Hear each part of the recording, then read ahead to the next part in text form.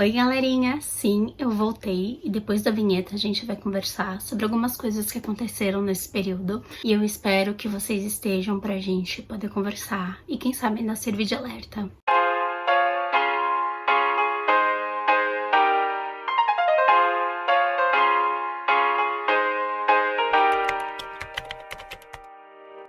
Todo mundo sabe que desde 2017, mais ou menos, de 2016, eu decidi fazer uma reformulação por aqui. Eu sempre ficava pensando que eu ainda não sabia direito o que eu queria fazer, ou que eu queria mudar algumas coisas, mas o que eu realmente não tinha ideia é que muita coisa na minha vida estava acontecendo ao mesmo tempo, e eu precisava mesmo desse tempo. No ano passado, em meados de agosto, eu tava assistindo um canal de uma menina super simpática que eu adoro, chamada Yu Brasil. E a Yu, ela tem dois canais, ela tem o Fala Yu, ela tem um outro canal que é dos covers dela, de Disney, de tudo. De qualquer forma, estava eu em meados de agosto, eu estava de férias, ela fez um vídeo no Fala You, deu um estalo na minha cabeça. E ela começou a conversar sobre depressão. E às vezes pode parecer bobo, pode parecer esquisito, mas cada pessoa reage de uma forma e cada pessoa sente depressão de uma forma. E aí, por que eu tô falando isso? Porque quando foi em novembro do ano passado, eu fui diagnosticada com depressão, com ansiedade. Quer dizer, ansiedade eu já sabia que eu tinha, mas eu não sabia que era num grau tão enorme quanto ele se tornou. E eu comecei a pensar nisso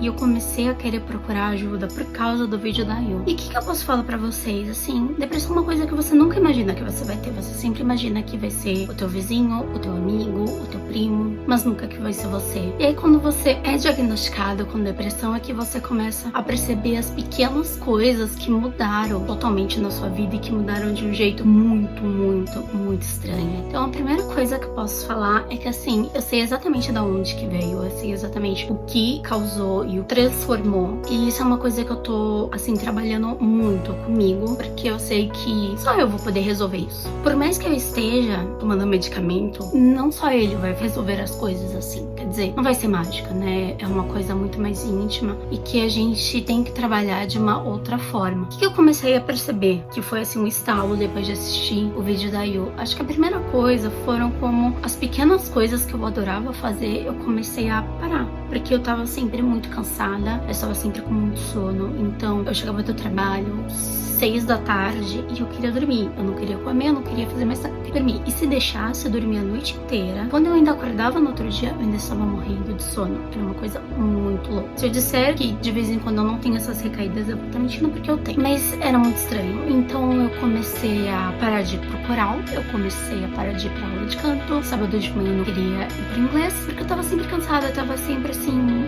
sabe, desanimada. É uma coisa muito estranha. Eu comecei a reparar que as coisas que eu sempre gostei, eu fui começando a parar. Então eu parei de escrever, porque era assim muita atenção, coisa que eu não tava mais a fim de ter tanta atenção. Parei de ler, eu não tava conseguindo ler, porque eu pegava uma página pra ler e simplesmente não funcionava. Eu ficava pensando em tudo, menos em ler. E aí eu terminava uma página e eu sentia que eu tinha que voltar, porque simplesmente não tava funcionando comigo. Todos os livros que eu tentava ler, ai, tá muito chato, ai, tá isso, ai, tá aquilo. E às vezes realmente o livro não era tão legal, mas ao mesmo tempo não era o caso. Era o caso de que simplesmente eu não tava conseguindo seguir a história, por mais boba que ela fosse. E aí quando foi em novembro, eu cheguei assim no ápice de, sabe, de trabalhar os prantos, de ficar desesperada, de estar estressada. Eu ficava pensando, falando, gente, mas por quê? E é claro que teve alguma outra coisa ali no meio. Eu meio que dei a cara ao tapa, eu queria respostas, eu consegui minha resposta, que eu meio que deduzia que era aquilo que eu tava pensando, mas uma coisa é você pensar e outra ouvir. Resumindo, quando foi em novembro, eu acabei procurando ajuda. E aí, assim, foi meio chocante descobrir que, ok, você tá com depressão e você está com ansiedade. E eu acho que a pior parte é no dia seguinte, de quando você é diagnosticado, porque todos os sinais estão lá. O cansaço, a falta de motivação, a falta de concentração, a vontade de fazer absolutamente nada. Foi meu segundo ano de férias que meu prazer era não fazer nada. Isso foi muito esquisito. Então no primeiro ano eu até achei que fosse estresse, fosse cansaço, por causa da mudança, de um local pro outro, mas no final não era. Os primeiros dias que você você se dá conta de que realmente você foi diagnosticado certo, que agora você vai ter que fazer um tratamento, é muito esquisito. Chega assim num ponto que tem muita coisa pra você refletir e aí tem muita coisa passando pela sua cabeça. Então acho que assim, a primeira coisa, depois que dá aquele choque no primeiro dia, quando você começa a tomar os remédios e você começa a ver que, pelo menos comigo no começo, gente, eu acordava super desfalava, meu,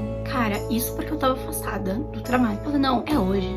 Chegava uma ideia, uma boa, vou pegar, vou anotar isso. Gente, eu tomava o remédio, passava meia hora, não conseguia, eu simplesmente não conseguia. E se eu disser que eu ainda fico meio relutante, é verdade, eu fico. Tanto que gravar esse vídeo, assim, me deu 5 minutos pra eu querer gravar, porque eu fiquei pensando, ai meu Deus, vou ter que passar uma maquiagem, meu Deus, vou ter que arranjar um ângulo. E muito assim, não é que seja difícil, mas é muita coisa ao mesmo tempo que tá passando pela sua cabeça e você só tem que pensar, tipo, em fazer uma coisa de cada vez. E às vezes é muito difícil fazer uma coisa de cada vez. Com o passar do tempo, a gente começa a ver que as coisas tinham que acontecer da forma. Às vezes a gente simplesmente precisa chegar lá embaixo pra conseguir subir. Nessas horas é que a gente começa a perceber, assim, os pequenos detalhes, pequenas luzes que vão se acendendo. É uma coisa muito louca. Por quê? Porque logo que eu fui diagnosticada, a primeira coisa, gente, minha família foi maravilhosa. No sentido de não só se preocuparem, mas assim, entenderem que eu precisava daquele tempo de me afastar, de ficar quieta, porque realmente eu tava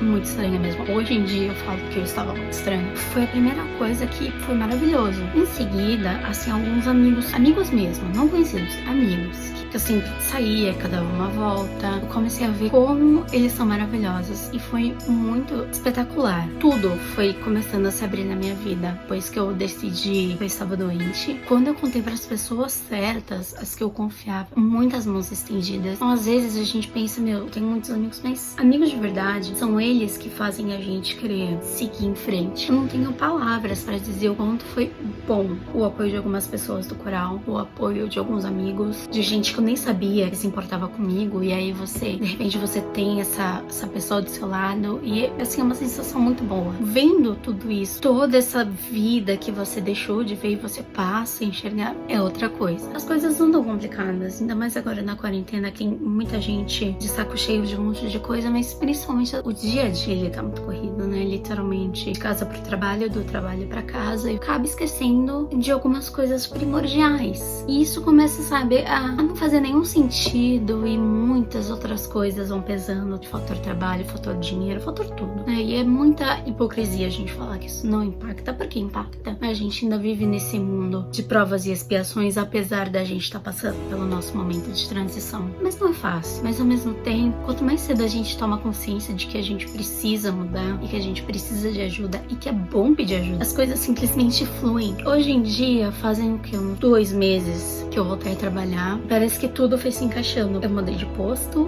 fui pra um lugar muito melhor, fui pra um lugar onde as pessoas são muito boas, onde eu aprendo, literalmente aprendo, porque eu tava sentindo muita falta de aprender, onde eu consigo ver líderes e me inspirar em líderes. É outro mundo, né? Eu estou trabalhando com as pessoas certas, que apareceram na hora certa da minha vida, e isso, assim, é muito motivador. Eu vou procurar, só que agora a gente tá parado, e eu admito que, assim, durante o tempo que eu tava afastada, se não fossem as missas de final de semana pra cantar, eu acho que eu tinha demorado muito mais, porque foi, acho que a única coisa que eu não me permiti faltar, que eu não me permiti largar, porque era ali, sabe? Era muito difícil eu ficar pronta e ir, mas a partir do momento que eu chegava lá, eu pisava na igreja e começava a cantar, parecia que tudo mudava, tudo. Quando foi na missa não da quaresma, mas no domingo de Ramos, foi quando, assim, eu senti, eu e todo mundo que estava junto, nós estávamos nos entregando a Deus, e é uma coisa maravilhosa, uma sensação muito boa, e eu acho que foi, assim, a primeira missa,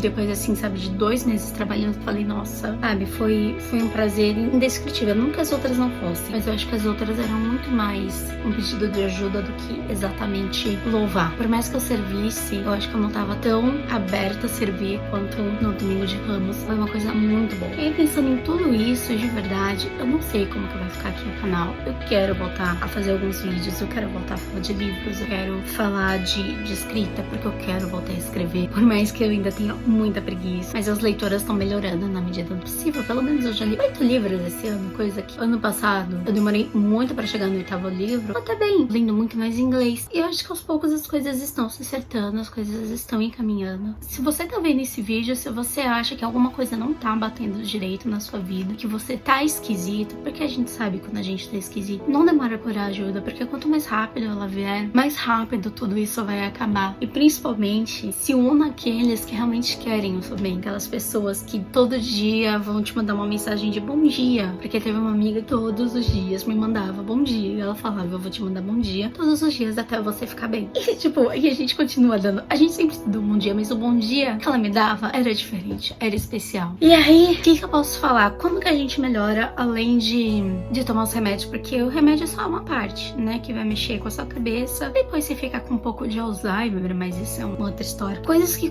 pelo menos comigo, funcionaram muito pra sair da casquinha, né, dessa casca de ovo que eu me meti. Eu acho que a primeira coisa foi tentar voltar com aquelas coisas que eu gosto. Então, livro foi muito difícil. Terminar um livro era muito difícil. Só que ao mesmo tempo, eu comecei a ganhar um gás, porque eu tava começando a voltar. Então, mesmo que eu lesse uma página, mas eu conseguisse seguir, eu já tava muito feliz. Outra coisa que ajudou muito foi voltar a fazer coisas que eu gosto, como cantar, como sair com os amigos. Então, de vez em quando, tinha uma amiga minha que chamava e falava, meu, vamos pra tal lugar comer alguma coisa? Vamos. Por mais que às vezes desse a preguiça de sair de casa, de ter que me arrumar, porque é uma coisa muito louca, mas era muito bom, porque pelo menos eu saía com os meus amigos, eu conversava e assim, não tinha julgamentos, não tinha dedos apontados, então era uma coisa muito boa. No final das contas, assim, só acrescentou. E algo que me ajudou muito, e isso eu falo por mim, é exercício. Pode parecer muito besta. Parece que a chave mudou na minha cabeça. Eu tenho uma amiga que ela tava fazendo balé desde o ano passado. E ela sempre falava, meu, vem fazer uma aula, é legal. Eu já fiz balé quando pequena. Eu cheguei a fazer um pouco quando adulta, mas não sei. Eu simplesmente tinha parado de fazer balé. E aí, de repente, quando foi no começo de janeiro, ela vai fazer uma aula experimental. Como eu tava afastada, como eu ia ficar afastada até fevereiro, eu falei, o máximo que vai acontecer sou eu. Eu vou fazer uma aula, eu não vou curtir, eu não vou conseguir me concentrar, porque concentrar ainda tava muito difícil. Mas aí